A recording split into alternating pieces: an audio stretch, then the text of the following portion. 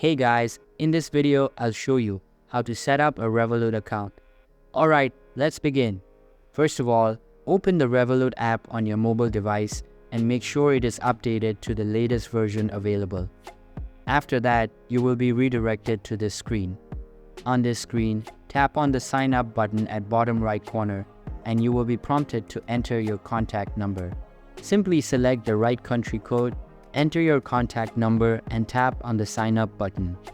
Once you tap on it, you will be asked to confirm the number. Simply confirm it and a code will be sent on it. After you receive the code, enter it in the required field and a new page will appear. On this page, select your region of residence, tap on the sign up button and provide your complete name. Now continue to the next step, enter your birth date and tap on continue. On the next step, you will be prompted to enter your zip code and home address.